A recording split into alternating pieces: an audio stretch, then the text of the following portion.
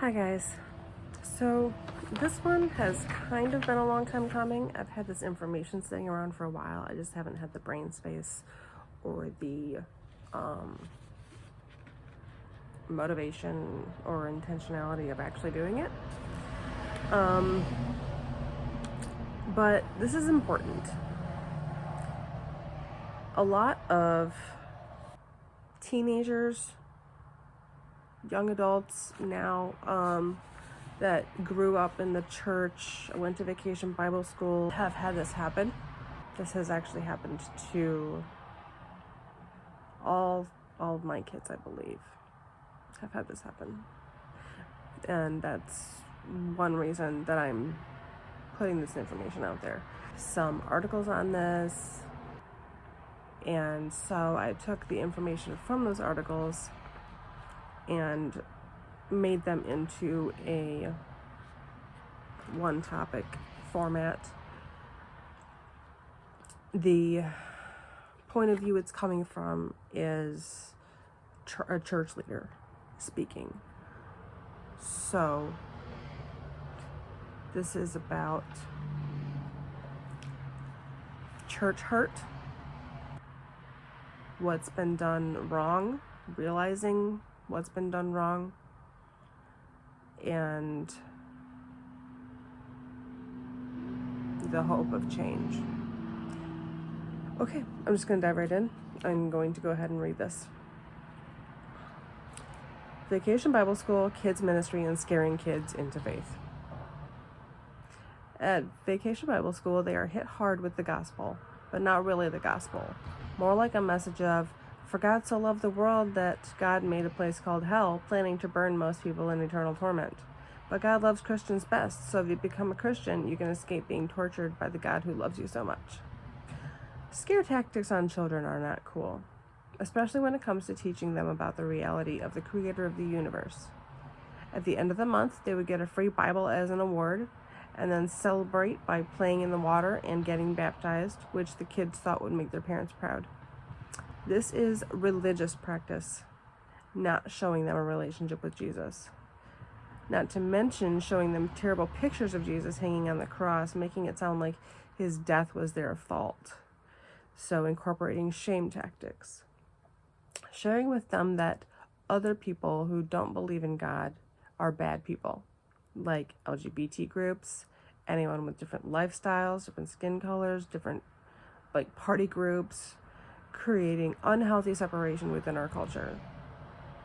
But then we wonder why most of these kids are not in church anymore, because most of those kids weren't helped to understand what the heck just happened.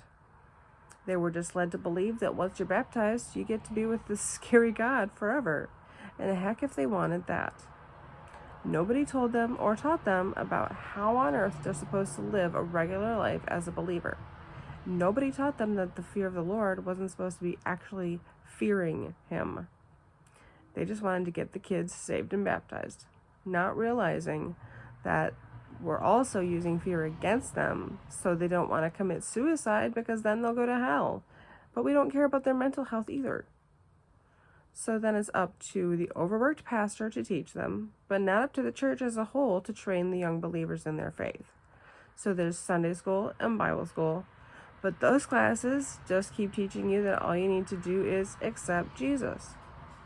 It's all about you personally believing in him, and nothing about growing together as a community, learning to learn together, to ask each other questions, to do life as a family.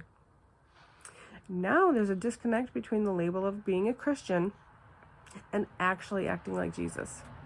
Saved and baptized is the motto of the religious church, whereas learning to actually walk and talk the way Jesus did, what he expects from us as followers, is what the Christian faith is actually about. This is where the actual personal relationship is grown. This is what the church is meant for, to love each other as Christ did. Flawed and imperfect, but wanting to change and become more like the man who hung on the cross because of his insane amount of love for them. Unless we act like Jesus, we tell the world that our faith is useless. We can have all the VBS get-togethers and prayers and water dunks we want, but Unless we show them what it really means and lead by example, they're going to see all of it as meaningless, and they'll leave. Not to mention, we don't tell them anything about purity other than don't have sex till marriage, instead of teaching them properly about sex education. That it's a beautiful thing when done the way it was meant, and how to have good boundaries and keep themselves safe. None of these tactics are okay. There's no sweeping any of it under the rug. We as the church leaders now know that what we were doing was abusive, even though in the moments of these things happening, we had the best intentions possible. We were doing the best we could with the information we had in the church at the time. We have no idea we were pounding the safety and the love and the trust right out of them. We believed we were acting out of love, but it was very wrong. Looking back, we know now. Unfortunately, with the damage that has been done, we are working and hoping to restore the knowledge of the truth to those who were damaged by the church. None of it was acceptable. And if we could, we would go back and change all of it. There are no excuses for what we did, even though we didn't know what we were doing. It weighs so heavily on us now, knowing that we most likely permanently damaged so many children, the children that God calls his own. Once we know better, we do better. We are all sinners saved by grace, and I am among the worst of them. I pray for forgiveness from God for the wrong that has been done because of me, and I hope that those who were hurt by the church can heal. There is power in the blood of Christ. Find someone to help you process what you've been through. Realize the imperfect humanity of those who led you into it, and know that God loves you at your best and at your worst. Walking with Jesus and learning to mirror him is the best way you can live, and the only way to peace and true joy and fulfillment. That is what a Christian is.